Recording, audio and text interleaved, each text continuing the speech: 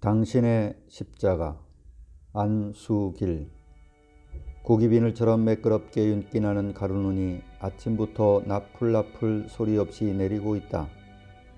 스산하던 바람이 잠들어 눈발은 조용하지만 코끝과 뺨에 닿는 공기는 맵고 차다. 나는 아직 발자국이 나지 않은 교회 마당에 들어서서 크게 가쁜 숨을 몰아쉬었다. 그리고 비늘 같은 눈발이 팔랑거리며 내려와 쌓이는 초라하고 쓸쓸한 교회의 지붕을 쳐다보았다. 얇고 고불고불한 고랑을 이룬 슬레이트 지붕 위에 눈은 집업싸여서 슬레이트 두께만큼의 층을 만들었다. 그 위에 얹힌 무거운 하늘은 짙은 회색빛이었다. 그러나 그 짙은 회색빛 하늘에서 부서져 내려오는 무수한 분말들은 내려오며 차츰 희게 바래져서 마침내는 교회의 비탈진 지붕과 마당, 내가 선 주변의 모든 것을 뒤덮어 세상이 온통 희디흰 백포처럼 변해가고 있다. 나는 잠시 교회의 좁은 마당 귀퉁이에 멍하니 선 채 그 무겁고 신비한 광경을 둘러보면서 헐떡이는 심장과 가쁜 호흡이 가라앉기를 기다렸다.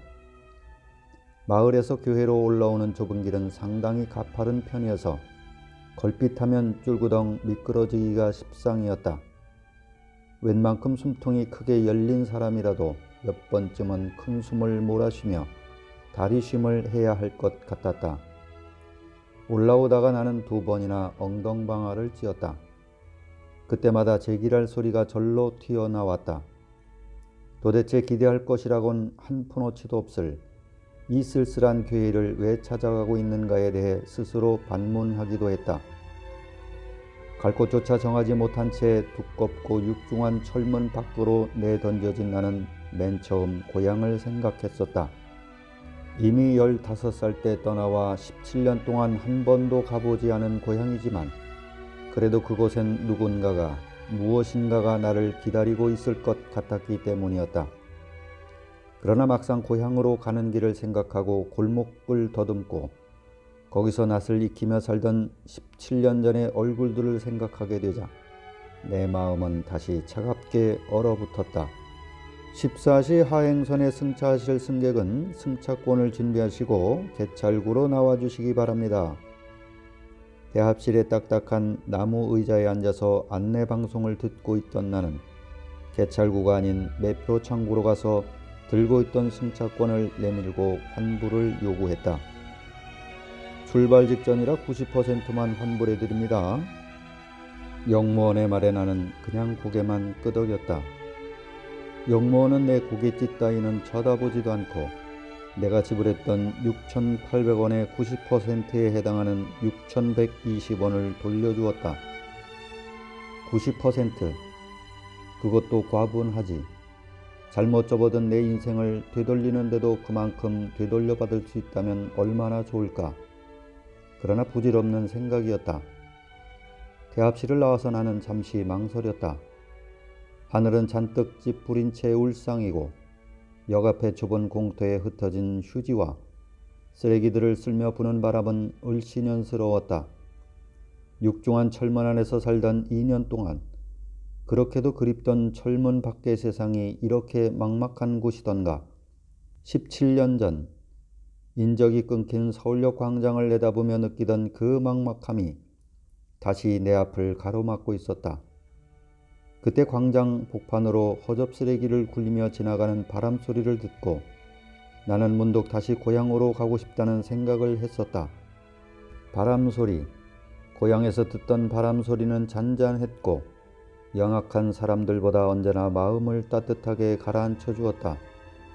뒷산 솔숲을 쓰다듬으며 불어내리는 바람이거나 마당가에 흩어진 오동잎을 굴리며 부는 바람이거나 모두 소곤소곤 따뜻한 이야기들을 품고 있었다. 상큼한 솔향내와 아리벤 삘기를 뽑거나 칡뿌리를 캐며 나누던 동무들과의 얘기, 그리고 동구 앞 대추나무 위에서 까악 울던 까치 소리를 품고 있었다. 아침에 까치가 울면 반가운 손님이 오신다고, 그래서 어머니는 먼 데서 바람이 실려오는 까치 소리를 듣고도 대문 앞을 쓸고 점 손님이 오려나 기다리곤 했었다. 고향에서의 바람은 그렇게 훈훈한 것이었다. 그러나 역광장의 좁은 공간 위로 허접쓰레기를 굴리며 심술궂게 불어닥치는 바람은 갈 곳 없는 나를 더욱 불신연스럽게 했다. 그 지겨운 감방 수칙만 없다면 몇 시간 전에 나왔던 육중한 철문 안으로 다시 들어가고 싶은 심정이었다. 찌푸린 하늘 밑에서 심술기만 잔뜩 품은 바람이 그렇게 나를 막막하게 몰아붙였다. 문득 내가 교회를 찾아갈 생각을 하게 된 것은 오늘 새벽 눈을 뜨자마자 귓가에 날아와 앉은 차임 소리 때문이었다.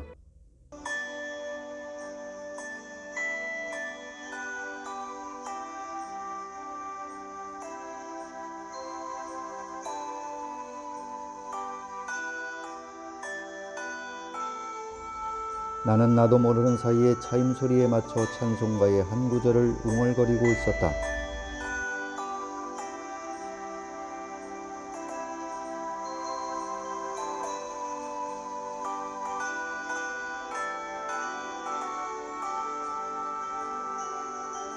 웅얼거리면서 나는 일요일마다 우리 잡범들을 감화시키기 위해 열심히 설교하던 절름발이 목사를 떠올렸다. 손해의 작은 강당에서 베풀어지는 예배에 참석은 했었지만 그것은 어둡고 습기찬 감방보다 밝고 시원하고 그리고 지겨운 감방 수칙에서 해방될 수 있다는 것 때문이었다. 마음을 딴 데다 두고 웅얼거리는 성경 구절이나 찬송가 가락이 내게 무슨 감화를 줄 리는 없었다. 목사의 목소리가 교도관들과 달리 부드럽고 따뜻하다고 해서 특별히 관심이 가는 것은 아니었지만 그에게는 우리 제수자들이 함부로 할 수 없는 무엇이 있었다. 그러나 오늘은 달랐다. 눈을 뜨자마자 들리는 차임 소리에 따라 자신도 모르게 웅얼거리게 된 찬송가 가락은 어쩌냐까지도 그렇게 막막하기만 하던 내 한 발 앞의 땅 위에 작은 화살표를 그려준 셈이었다. 제기랄 밑져봐야 본전이지 뭐. 나는 그 절름발이 목사를 찾아가 보기로 했다.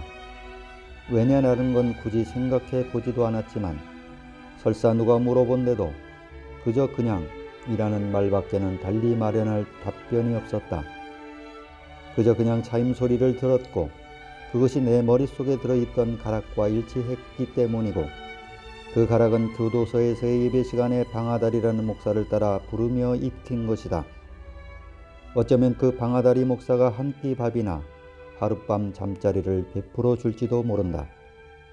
차엠벨 소리와 방아다리 목사를 생각하면서 자비하신 하나님 은총이 아닌 적선을 기대하는 건 그것이 지금의 내게 가장 절실한 것이기 때문일 것이다.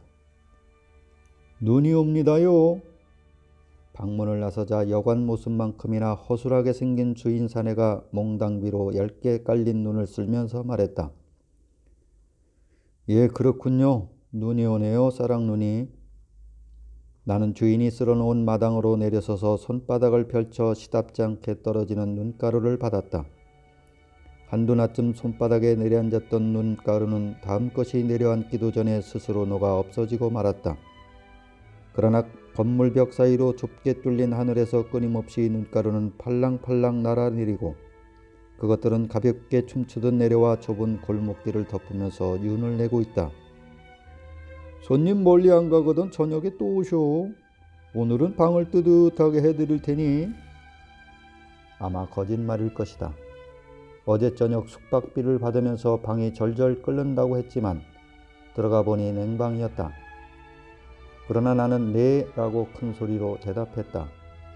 어제 고향으로 가는 기차를 환불할 때보다 마음은 훨씬 가벼웠다. 이미 비탈이 심한 언덕길을 오르면서 짐작은 했었지만 교회는 아주 작고 초라했다. 개발에 밀려난 가난한 소시민들이 도시 변두리의 언덕배기에 옹기종기 터를 잡고 있는 곳, 쓸모가 없어 버려둔 듯한 좁은 공터 위에 교회는 서 있었다. 마당 귀퉁이에 원목으로 만들어 세운 종탑만 없었더라면 시골 뽕나무 밭가에 있는 잠실이나 창고쯤으로 착각할 만큼 건물은 허술했다. 우리 제소자들은 다리를 절름거리는 목사를 방아다리라고 했다. 방아다리란 말은 우리들이 마룻바닥이나 흙바닥 위에 손톱이나 꼬챙이로 금을 그어 말판을 만들고 홍할 만한 돌을 주어 만든 말로 고누를 둘 때 쓰는 포진법 중에 하나다. 상대방을 위기에 몰아넣어 꼼짝 못하게 하는 바둑판의 패와 비슷한 결정적인 수를 가리켜 우리는 방아다리라고 했다. 그 방아다리란 말이 절름발이 목사의 별명으로 통하게 된 것은 다리를 절뚝거리며 걷는 그의 모습이 시골에서의 디딜방아지를 연상케 하는 것과도 관계가 있었지만 변화없는 표정, 억양이 똑고른 설교로 우리를 꼼짝 못하게 할 때가 많았기 때문이다. 마음이 뒤틀려 있는 우리가 일부러 엉뚱한 주문을 하거나 생트집 같은 질문을 해도 그는 절대로 당황하지 않았다. 교도관들의 감시 때문에 대놓고 야유할 수 없는 우리들이 한 바퀴 돌려서 던지는 주문이나 질문은 대단히 불경스럽고 상대를 난처하게 하는 것들이었지만 그는 늘 여유롭고 진지하게 그것을 받아주었다. 존경하는 목사님, 목사님은 우리 같은 죄인을 하나님 앞에 인도하시고 하나님 섬기기도 1등 하시는데 하나님은 왜 목사님께 상은 안 주시고 이렇게 절뚝발이로 걷는 벌을 주셨습니까? 어느 날 목사의 설교가 끝난 후 덩치 우람한 한 수영자가 느닷없이 물었다. 눈빛이 변한 감시 교도관이 벌떡 일어났으나 목사는 그를 손짓으로 제지했다. 그리고 조용한 목소리로 질문자 수영자를 잠시 앞으로 나오라고 했다. 가슴을 제치고 당당한 걸음으로 연단 앞까지 나간 수영자에게 손을 내밀며 악수를 한 그는 좋은 질문 해줘서 고맙습니다라고 한 후 자리로 돌아가라고 했다. 그리고 이어 뒤쪽에 다른 수영자를 불렀다.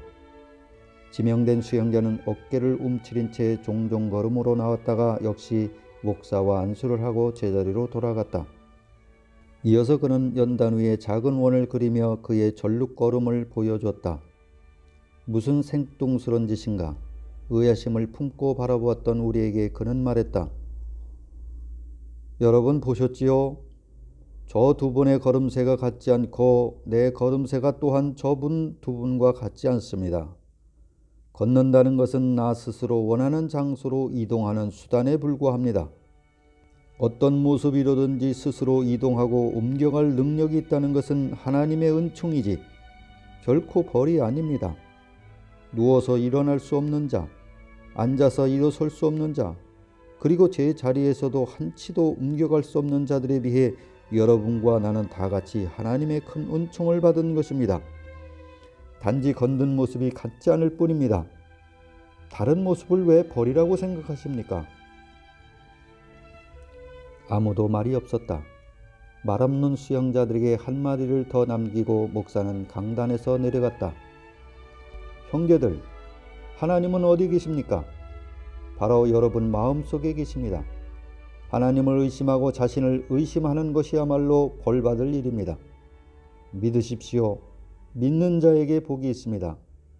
당황해서 쩔쩔매거나 중언부언하는 목사에게 날아갈 조소를 예상하고 있던 우리는 그야말로 단수패에 걸려 넘어진 셈이었다. 그 후 우리는 단수에 걸린 방아다리 패를 목사패로, 목사를 방아다리라고 불렀다.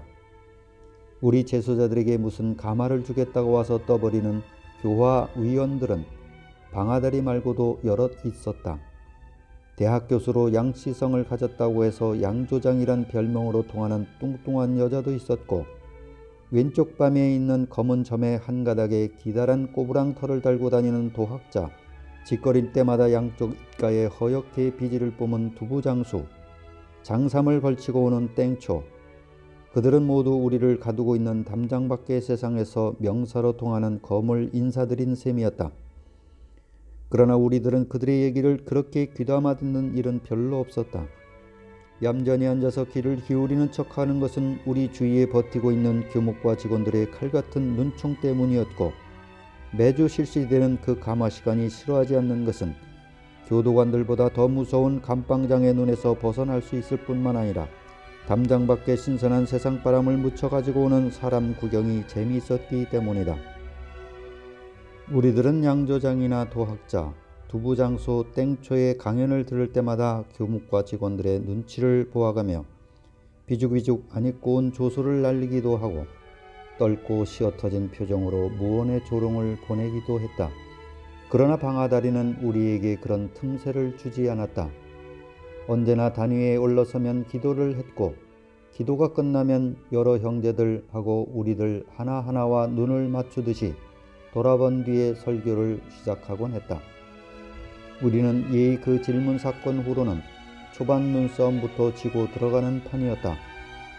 대부분이 무식하거나 파렴치하고 단순한 잡범들일 뿐인 우리는 방아다리의 그런 패에 걸려 꼼짝 못하고 50분간 붙들려 있게 마련이었다. 그런저런 이유로 해서 방아다리는 적어도 수천 명의 성도를 거느린 굉장히 커다란 교회의 목사일 거라고 나는 생각했다. 그러나 그 생각은 가파른 비탈길을 쫄구덩쫄구덩 미끄러지면서 올라오는 순간부터 내게서 부서져 나갔다. 어차피 믿자야 본전이라고 생각했고 물에 빠진 놈이 지푸라기라도 잡는 그런 심정이었으니 실망할 건덕지는 없었다. 재수가 좋으면 용돈 몇 푼 적선 받거나 하룻밤 잠자리 혹은 한 끼 밥이라도 얻어먹겠지. 반가워야 할 피부치도 없고 출감자를 환영할 인종도 없으려니와 일자리를 기대한 건 더욱 아니니까 어차피 실망이고 낭망이고 읊을 처지는 아니었다. 나는 눈이 덮여있는 교회 마당에 점점이 발자국을 찍으며 현관으로 다가가 덜컹덜컹 문을 흔들었다. 문은 잠겨있지 않았기 때문에 내가 흔드는 대로 덜컹덜컹 소리를 낸다. 몇 번을 흔들었지만 인기척이 없다. 조용히 문을 열고 교회 안으로 들어섰다. 그리고 거기 놓여있는 등받이조차 없는 긴 나무 의자에 걸터 앉았다. 앞쪽엔 초라한 강단이 마련되어 있을 뿐 창문에 내어뜨린 커튼 자락 하나 보이지 않는다. 나는 고개를 두리번거리고 사방벽을 보았다. 심심하고 밋밋한 하얀 회벽만이 나를 에워싸고 있을 뿐이다. 내가 오기로 작정할 때 내가 상상한 교회 모습도 이런 것은 아니었지만 어릴 때 내 머릿속에 새겨진 교회 안의 모습도 이런 것은 아니다. 울긋불긋한 종이 사슬과 반짝이는 별, 그리고 금색과 은색으로 번쩍거리는 꼬마 전구들로 휘황하게 장식된 그런 모습이다. 부활절이나 성탄절에 찾아가는 교회에서는 삶은 달걀과 알사탕 같은 먹을 것이나 예쁜 카드를 주었다. 그리고 두건을 쓰고 자락옷 입은 동방박사들이 마국간의 아기예수를 찾아가는 연극을 보여주었다. 부활절이나 성탄절이 지나면 많은 아이들이 교회에 발을 끊었지만 머릿속에 남아있는 교회당의 풍경은 언제나 휘황찬란한 그대로다. 그러나 딱딱한 나무 의자에 앉아서 바라보는 교회 안의 풍경은 옛날의 그것과는 너무나 동떨어진 것이었다. 나는 고개를 돌려 뒤쪽을 바라보았다. 하얀 회벽 키보다 조금 높은 곳에 단 한 폭의 성화가 걸려 있다. 두건을 쓰고 자락옷을 입은 남자와 여자들이 들판에서 익은 곡식을 베고 있는 평범한 그림이다. 눈물을 흘리며 씨를 뿌리는 자는 기쁨으로 거두리로다. 성경 구절도 같고 속담도 같은 그림 아래쪽의 문구를 나는 여러 번 되풀이해서 읽었다. 그러나 별다른 의미가 내게 전달될 리 없다. 빌어먹을 씨를 뿌리며 울기는 왜 울어? 눈물의 씨앗? 뭐 그런 씨도 있단 말이야? 유행가 가사도 아니고 별 쪼자는 말도 다 있구만. 비탈길을 오를 때 잊고 있던 추위가 으스스 몸속으로 파고든다. 나는 차고 딱딱한 나무 의자에서 일어섰다. 어릴 때 살던 고향 마을의 산자락 밑에 있던 상여집처럼 그렇게 음산하고 조용하기만 한 교회의 한 바퀴를 돌아볼 생각이었다. 그때 벌컥 문이 열렸다. 그리고 젊은 여인의 머리통이 불쑥 들어왔다. 나는 갑작스러운 침입자를 향해 싱긋 웃었다. 우선은 그렇게밖에 할 수 없었다. 나의 이 무례한 방문을 사죄할 양으로 주눅든 목소리로 입을 열었다. 그러나 여인이 먼저 꽥 하고 소리를 질렀다. 애기 신발 사왔어? 여인은 도끼 서린 눈으로 나를 노려보았다. 나는 당황한 채 여인의 얼굴을 멍하니 쳐다보았다. 사왔어 안 사왔어? 왜 말 안 해? 여인이 재차 지르는 고함에 나는 엉겁결에 고개를 저었다. 나쁜 놈이여 너는 나쁜 놈이라고 알아? 여인은 문 안으로 들어서서 내게 손가락질을 하며 여전히 고함을 질렀다. 나는 갑자기 당한 이 난처한 처지를 어떻게 수습해야 할지 몰라 쩔쩔매었다. 그때 나를 구원해 준 것은 헐레벌떡 문을 들고 온 늙으스레한 사내였다. 아가씨, 이렇게 날씨가 찬데 바깥 바람 쐬면 안 돼요. 애기한테 해로워요. 사내는 낯익은 사람에게 하듯이 내게 눈인사를 하고 여인을 데리고 나갔다. 사내에게 이끌려 나가는 여인의 배가 만삭이라는 것을 나는 비로소 알았다. 그리고 사내가 등에 혹을 짊어진 곱추라는 것도. 여자는 앞동산, 남자는 뒷동산. 나는 터져 나오려는 웃음을 참고 마당으로 나왔다. 흰 눈의 발자국으로 꽃무늬를 찍고 있을 때 사내는 다시 나타났다. 새로 오신 교우님인가 본데 좀 놀라셨지요? 죄송하구만요. 혹을 짊어진 탓인지 사내 어깨는 이상하게 들솟아 있었고 목은 짧았다. 아닙니다. 제가 허락도 없이 교회당을 들어갔습니다. 문이 잠기지 않아서. 문은 늘 열어놓고 있습죠. 교우들이 예수님 앞에 와서 항상 기도할 수 있도록 잠그질 않습니다. 그러고 보니 교회당 안에서 본 것이 한 폭의 그림 말고도 또 있었다. 강단 뒤편에 벽에 걸려있는 곱추산의 키만한 십자가다. 가시면류관을 쓰고 십자가에 못 박혀있는 예수상은 없었지만 곱추산에는 아마 그 밋밋한 십자가를 예수님이라고 하는 것 같았다. 아, 예. 내가 허리를 굽신하자 사내는 손을 비비면서 나보다 더 깊이 허리를 굽혔다. 아셨겠지만 아가씨는 제정신이 아닙니다. 혹 무슨 봉변을 당하셨다 해도 이해하십시오, 교우님. 아, 예, 그랬군요. 그럼요. 나는 다시 허리를 굽신했다. 사내는 또 손을 비비면서 나보다 더 깊이 허리를 굽혔다. 그 바람에 머리 뒤로 감춰졌던 낙타봉 같은 그의 곱추등이 불끈 솟아 보였다. 그런데 예, 목사님을 뵈시려고요? 예, 안에 계십니다. 제가 안내해 드립죠. 사내는 미리 알고 있었던 것처럼 앞장서서 나를 인도했다. 여기가 목사관, 아니 저 목사님 거처입니다. 사내가 안내해 준 곳은 교회 뒤쪽에 붙어서 보이지도 않던 옹색해 보이는 건물이었다. 잠깐 계시면 목사님이 맞이해 주실 겁니다. 곱추사내가 안으로 들어간 뒤에 나는 고개를 들어 하늘을 쳐다보았다. 하늘은 여전히 회색빛이었고 눈도 계속해서 팔랑팔랑 춤추듯 나부끼며 내려오고 있다. 잘 찾아오셨습니다. 정말 잘 오셨어요. 아랫목을 내주고 윗목으로 비켜 앉은 곱추사내는 목사와 똑같은 말을 여러 번 되풀이했다. 잘 왔소.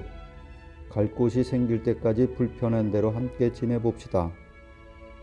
목사는 내 얼굴도 이름도 전혀 기억하지 못했다. 기억한다면 그게 오히려 이상한 일이었을 것이다. 나는 그의 설교를 듣던 여러 수인, 50여 명, 때로는 100여 명이 넘는 교화 대상 수감자들 중에 하나였을 뿐이고 개인적인 접촉조차 전혀 없었던 처지였으니까. 그러나 그는 내가 하는 말을 귀담아 들으면서 고개를 끄덕여 믿음을 표시해 주었다. 목사님의 설교를 감명 깊게 들었습니다. 설교를 들을 때마다 과거를 뉘우치고 새 삶을 결심하곤 했습니다. 마음속으로 존경하고 있었으므로 갈 곳이 없는 처지라 찾아왔습니다. 그러나 갈 곳이 없다는 것 말고는 모두가 거짓말이었다. 하지만 목사는 잘 왔다는 환영 말 외에는 한마디도 더 하지 않았다. 잠시 침묵하던 목사는 내 옆에 웅크리고 섰던 곱추사내를 올려다보고 말했다. 박 집사님. 목사는 사내를 그렇게 불렀다. 불러놓고 잠시 말을 멈췄던 목사가 눈을 지그시 내려감은 채 말했다. 어떻게 하면 좋을까요? 이분 숙소를. 제가 혼자 있기 적적했는데 말동무 삼아 함께 귀가하는 게 안 좋겠습니까요? 박 집사라고 불린 사내는 미리 준비해둔 듯 선선히 말했다. 그렇게 해주신다면 참 다행이지만 불편해서 어쩌지요? 불편하긴요. 얼마나 기쁜 일인데요. 예, 두 분 만남이 정말 기쁜 일이 되시기 바랍니다. 집사님이 이분을 위해 기도 많이 해주시고요. 나는 사내를 따라 목사방에서 나왔다. 누추하지만 여기가 우리들이 거처할 방입니다. 곱추사내. 박 집사가 안내한 방은 목사관 한쪽 담벽에 의지해서 이어낸 방이었다. 방문을 열자 이상한 냄새가 코로 덤볐고 그 안은 좁았다. 그러나 8명의 사내들이 서로 엇갈린 채 모로 누워서 상대방의 발냄새를 맡으며 자유했던 미결관보다는 훨씬 넓고 깨끗했다. 방에 들어서자 첫눈에 띄는 것은 교회 안에서 본 것과 화풍이 비슷한 성화였다. 가시 면류관을 쓴 남자가 어깨에 무거운 십자가를 지고 있는 그림이다. 잠시 그림을 보고 있는 내게 집사가 말했다. 예수님이 우리 죄를 대신해서 십자가를 지시고 골고다 형장으로 가시는 길이지요. 아, 그렇군요. 그런데 이렇게 피를 끼치게 돼서 죄송합니다. 그림에서 눈을 뗀 내가 진심으로 미안해하자 박 집사는 펄쩍 뛰었다. 그런 불편한 생각은 하지 마세요. 다만 얼마라도 지내보면 아시겠지만 목사님에게나 저에게 그런 생각을 가지실 필요는 없습니다. 보아하니 교회나 목사님 형편도 그리 좋아 보이지는 않는데요. 좋고 나쁘고는 생각하기 나름이지요. 마음 갖기 나름입죠. 마음 갖기 나름이라? 예, 마음 쓰기 나름이지요. 많은 것을 갖고 좋은 것을 누리고 싶은 생각이야 사람마다 다르지요. 한도 끝도 없지요. 그러나 하나님께서 주시는 것으로 만족할 줄 알고 감사해야 하는 사람에겐 그렇게 많은 것이 필요치 않습니다. 목사님은 항상 하나님께서 베풀어 주신 것만으로도 만족해 하시지요. 늘 감사하고 그리고 남에게 베푸시려고 하십니다. 박 집사가 하는 말도 재수자들 앞에서 설교하던 목사의 말과 어딘가 비슷한 데가 있구나 하고 나는 생각했다. 그러나 교회의 모습도 목사도 목사관도 내 예상과는 전혀 달랐다. 성도 수가 수천 명도 넘는 큰 교회를 목사일 거라거나 높은 뾰족탑과 으리으리한 강단이 있는 웅장한 교회일 거라는 기대는 모두 부서졌지만 집사의 방은 따뜻하고 그의 말은 나를 무척 편안하게 했다. 그날 밤 잠자리에 낯가림 같은 걸 모르는 나는 초저녁부터 깊은 잠에 빠졌다. 그러나 찢는 듯한 여인의 비명에 나는 잠을 깨었다. 옆에 나란히 누워있던 박 집사의 잠자리는 이미 비어 있었다. 낮에 본 여인과 박 집사와 목사, 그 세 사람 사이에 비밀스럽고 불길한 무슨 일이 벌어지고 있는 것은 아닌가. 또다시 벗어날 수 없는 구렁에 빠져 지겨운 수형 생활을 해야 하는 건 아닌가. 여인의 난데없는 비명은 내 고난잠을 깨웠을 뿐만 아니라 두꺼운 철문을 벗어나며 마음속 깊은 곳으로 가라앉혔던 불안까지 깨워 일으켰다. 형기 2년을 마칠 때까지 나의 수영 생활은 불안과 고통의 연속이었다. 감방 안에서는 죄질이 무겁고 형기가 길거나 별이 많은 중범, 입감 고참들의 세상이다. 수개월에서 1, 2년 형기에 나 같은 초짜들은 고참들의 닥달과 시중 들기에 편할 날이 없다. 그래서 초짜들은 교도소의 수형규칙보다 감방장이나 고참들이 정해놓은 감방수칙이 더 무섭다. 그래서 감방은 고참의 중범들에겐 천국이지만 초짜들에겐 지옥이나 다름이 없는 곳이기도 하다. 승차권처럼 인생도 환불이 가능하다면야 90% 아니 단 10%라도 되돌려받고 싶지만 그럴 수 없는 것 아닌가. 17년의 세월을 헛되게 만든 그간의 일들을 나는 되밟고 싶지가 않은 것이다. 그런데 한밤중에 웬 비명인가. 미친 여자와 두 사내가 외딴 교회에서 벌이는 알 수 없는 일에 내가 스스로 발을 집어넣었다면 내 인생이 또 어떤 구렁텅이로 곤두박질 칠 것인가. 차인벨 소리와 방아다리 목사, 여관방을 나서며 문득 떠오른 생각들, 몇 푼 용돈이나 한 끼 밥, 아니면 하룻밤 잠자리를 바랐던 재수는 또다시 나를 높은 담장 안으로 몰아넣는 재앙이 되는 건 아닌가. 나는 불안해졌다. 계속되는 여인의 비명을 들으며 나는 방문을 박차고 나왔다. 목사와 집사, 혹시라도 위선에 찬 두 사내가 어둠 속에서 은밀한 죄라도 저지른다면 나는 그들로부터 한 발짝이라도, 한시라도 빨리 멀리 떠나고 싶었다. 그러나 어둠에 묻혔으리라고 짐작했던 목사관에는 밝은 전등이 켜져 있다. 무슨 일입니까? 마침 양동이를 무겁게 들고 오는 박 집사에게 내가 물었다. 아무 일도 아닙니다. 손님은 들어가 주무십시오. 박 집사는 뜻밖의 침착한 소리로 말했다. 집사님, 물이 너무 뜨겁지 않게 하세요. 방 안에서 울려나오는 목사의 소리도 역시 침착했다. 네. 박 집사는 방 쪽을 향해 대답한 뒤 다시 내게 재촉했다. 손님 어서 들어가 주무십시오. 아가씨가 산기가 있어요. 나는 어두운 방으로 돌아와서 낮에 본 만삭의 여인을 생각했다. 나쁜 놈이여 너는 이라고 물어붙였던 여인의 고함과 제정신이 아니라던 박 집사의 말이 생각났다. 만삭의 광녀. 인연치고는 기이한 인연이고 또 너무 우연한 일이다. 만삭의 광녀, 그것은 곧 내 누이의 모습이고 잠시 내 아내였던 경미의 모습이다. 남의 살풀이굿이나 재수굿, 앵맞이굿을 해주고 점을 쳐주는 복채로 살림을 꾸려가면서 영험을 자랑하던 어머니는 정작 자신의 딸을 위한 굿에는 효험을 발휘하지 못했다. 어머니의 말대로 악기가 들려 실성거리던 누이는 허구한 날 동네 골목을 쏘다니고 들판과 산등을 타고 돌아다녔다. 어머니가 구슬하고 대자비를 하던 아버지의 신장막대에 웬만큼 두들겨 맞았어도 누이의 실성기는 가시지 않았다. 방에 가두거나 새끼줄로 묶어 마룻기둥에 붙들어 매도 누이는 용케 몸을 빼내어 여전히 골목과 들판을 헤매며 남의 참외밭을 망쳐놓거나 널어놓은 빨래를 후질러 놓았다. 누이 자신이 아이들의 놀림감이 되는 건 물론 영험하다는 어머니의 신기 역시 비웃음거리가 되었다.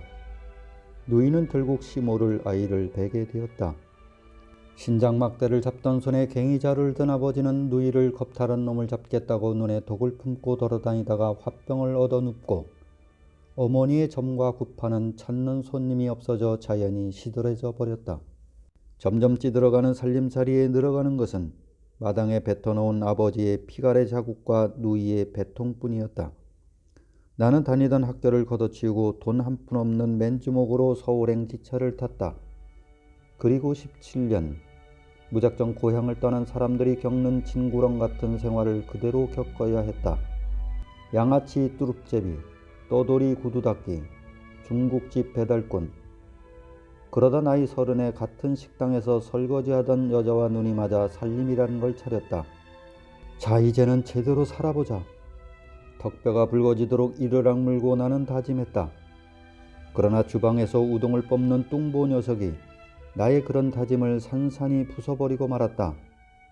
강구영, 지금 경미씨 뱃속에 들어있는 건 내 씨니깐 껍데기는 차지하더라도 씨만은 돌려줘야 한다고. 어느 날 술 취한 뚱보의 횡설수설을 듣고 나는 녀석의 주벽 타시려거니 생각했다. 아무리 농담이라도 지나치잖아. 뚱보의 술버릇이 좋지 않은 것은 모두가 알고 있었던 터라 나는 웬만하면 그냥 덮고 넘어갈 참이었다. 그러나 뚱보는 술 취한 목소리가 아닌 또랑또랑한 목소리로 다시 말했다. 경미씨는 원래 내가 침발라놨는데 강구영이 채간 거라고. 그런 게 지난 가을 도봉산 계곡에 갔을 때 꼭 반년 전이구만. 아내는 마침 임신 중이었다. 예끼, 술 취한 입이라고 함부로 짓거리면 되나? 옆에서 듣고 있던 주인이 뚱보를 나무랐으나 뚱보의 험고는 멈추지 않았다.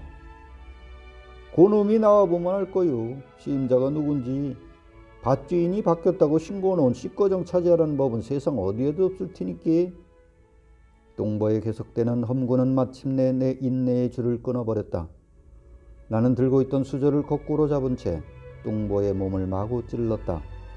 얼굴과 가슴 그리고 바닥에 넘어져 대굴대굴 구르는 녀석의 등판을 타고 앉아 닥치는 대로 내려 찍었다. 뚱보가 피투성이가 되어 널브러진 뒤에 나는 집으로 달려가 경미를 촉쳤다. 너 지금 뱃속에 있는 건 누구 애야? 경미의 얼굴이 갑자기 헬쓱해지면서 입 언저리에서 파르르 경련을 일으켰다.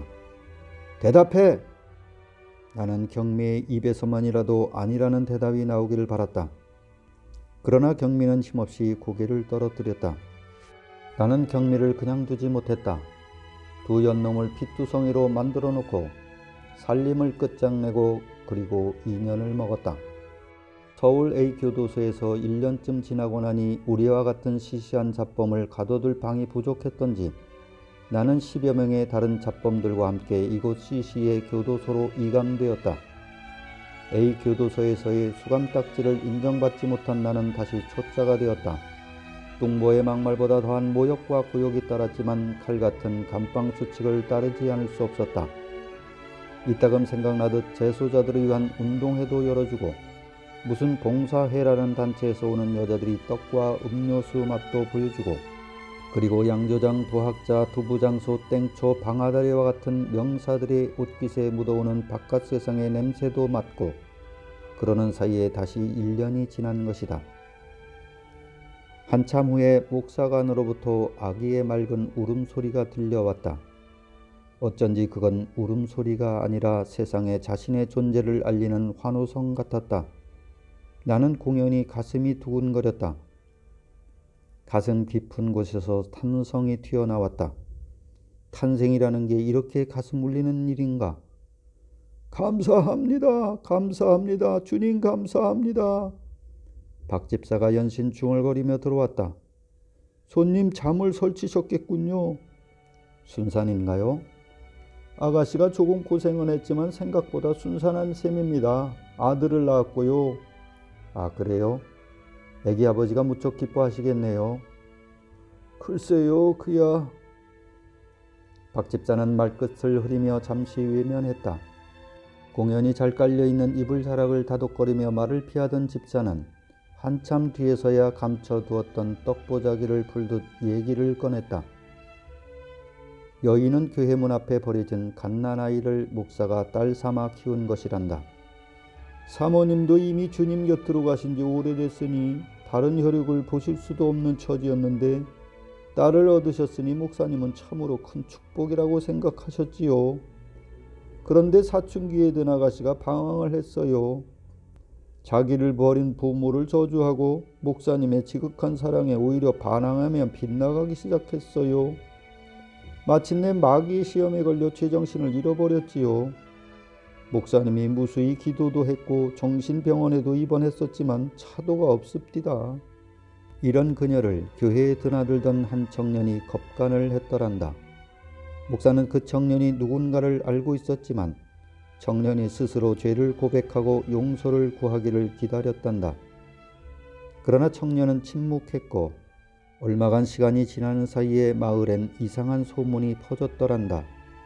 목사가 자기 양녀를 건드려 미치게 했고 마침내 아이까지 베게 했다고. 목사도 집사도 모르는 사이에 퍼진 소문은 교회에 오던 성도들의 발길을 끊게 하고 마침내는 몇몇 성도들이 목사를 추방해야 한다고 나섰단다. 제일 큰 목소리를 낸 건 그 청년이었단다. 목사는 무리를 제쳐놓고 청년을 불러 조용히 말했단다. 이 세상에 하나님이 모르고 지나는 일은 없습니다. 언젠가는 스스로 죄를 고백하고 용서를 구하는 자가 있을 거요. 그러면 하나님은 용서하실 것입니다.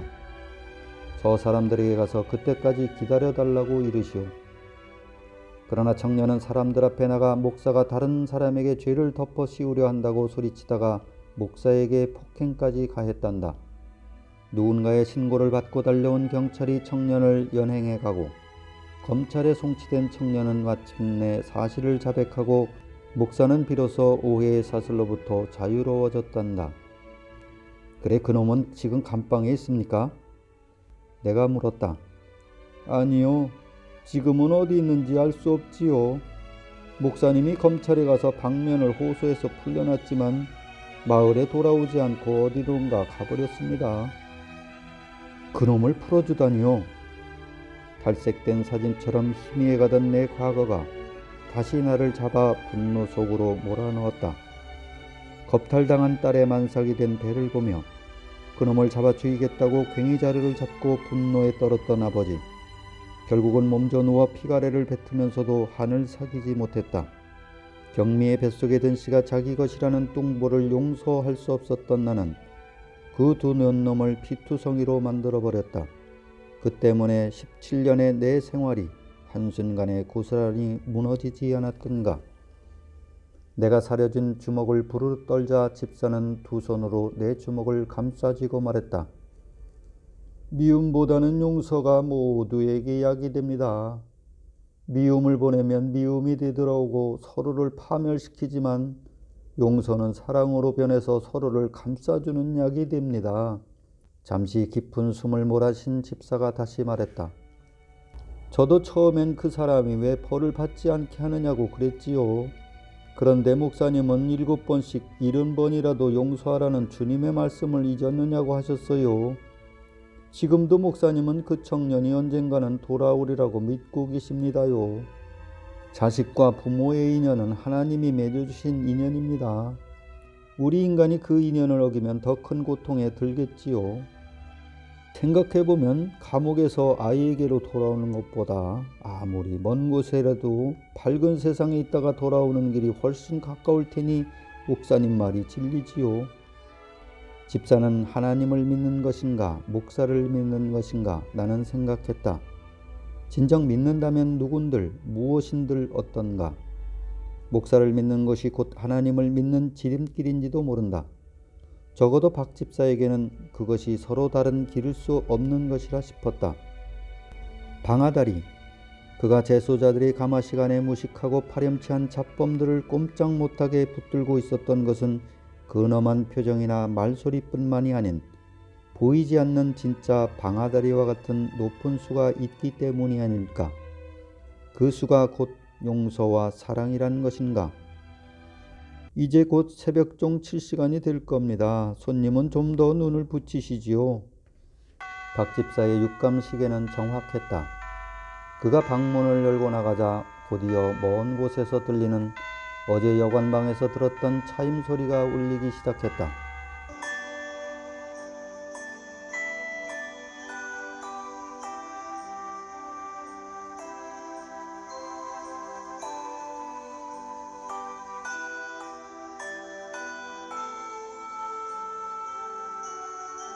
잠시 후 들어온 박 집사는 이불 밑에 다리를 밀어놓고 두 손으로 마른 세수를 했다. 추운데 수고하셨네요. 시계가 없는데도 어쩌면 그렇게 시각을 용하게 맞추시나요? 내가 묻자 집사는 대수로운 일이 아니라는 듯 예사롭게 말했다. 마음을 두고 있으면 저절로 그 시간에 잠이 깨지요. 아니 하나님이 저를 깨워주십니다. 성도야 복음 울릴 시간이다 이렇게 일러주시지요. 종을 울리면서 그 소리를 들으면 제 마음이 한없이 평화로워집니다. 이렇게 매일 복음을 울리며 살 수 있다는 것이 참으로 감사하고 행복하지요. 그러세요? 그럼요. 그러나 집사의 얼굴이 어두워졌다. 그렇지만 어쩌면 앞으로는 복음을 울릴 수 없게 될지도 몰라요. 인근의 비신자들이 새벽잠을 깨운다고 종 울리는 것을 반대하거든요. 그 성스러운 복음 종소리가 믿음이 없는 사람들에겐 시끄럽게 들리나 봐요. 참 안타까운 일이지요. 박 집사가 나간 후 나는 다시 깜빡 잠이 들었다. 그리고 꿈을 꾸었다. 목사는 피골이 상접한 내 아버지를 등에 업고 박 집사는 자기 키의 몇 배가 되는 종탑을 곱추 등에 얹고 힘겹게 교회의 비탈길을 오르고 있었다. 만삭이던 광녀, 아니 내가 피투성이로 만들었던 경미가 단정한 모습으로 내 옆에 서 있는데 나는 꽃신 신은 아기를 안고 목사와 박 집사에게 자랑하고 있었다. 이 아이는 내 아이요. 이 꽃신도 내가 사온 것이라고. 꿈에서 깼을 때 나는 참으로 이상한 기분이 들었다. 힘들게 비탈길을 올라가고 있는 목사와 집사 앞에서 무슨 아이의 꽃신 자랑이라니. 무슨 염치 없는 짓인가. 갇힌 공간에서 변화없는 일상을 보내는 재소자들에게 자신들의 꿈은 예민했다. 장기수일수록 그 반응은 더했다. 꿈은 자신의 장래에 대한 암시요 일종의 예언이라는 생각 때문이다. 내가 교회 마당으로 나갔을 때 눈은 이미 말끔히 쓸려 있었고 새벽 기도를 마치고 나오는 대여섯 명의 성도들이 주고받는 이야기가 내 귀에까지 들려왔다. 목사님 따님이 해산하고 한잠 길게 자고 나더니 아기를 안고는 그러더래요. 하나님 감사합니다. 하나님 감사합니다. 제정신이 돌아온 거지요. 그동안 목사님이 지신 십자가가 너무 무거웠는데 은총을 받으셨군요.